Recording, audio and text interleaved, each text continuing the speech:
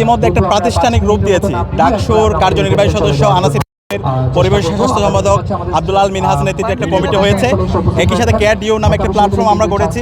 তো এটা শুধুমাত্র একদিনের জন্য না, আমাদের এই অবলা প্রাণীগুলো ক্যাম্পাসে যেখানেই থাকুক সেগুলোর নিরাপত্তা ইনশিওর করা, তাদের ভ্যাকসিনেশনের ব্যবস্থা করা, তাদের ব্যবস্থা করা,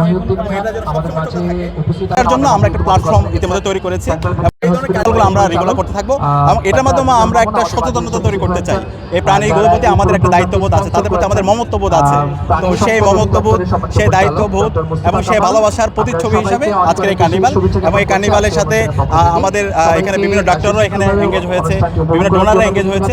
আমরা ডাকসুর পক্ষ থেকে সবার প্রতি অনেক বেশি কৃতজ্ঞতা জ্ঞাপন করছি এবং আমরা আশা করছি শুধুমাত্র ঢাকা বিশ্ববিদ্যালয় না, সারা দেশব্যাপী আমাদের এই সচেতনতা, এই ক্যাম্পেইনটা আমাদের করা দরকার। প্রাণীর প্রতি আমাদের যে দরদ, যে আবেগ, যে মমত্ববোধ, সেটা একটা প্রাতিষ্ঠানিক একটা রূপ দেওয়া দরকার।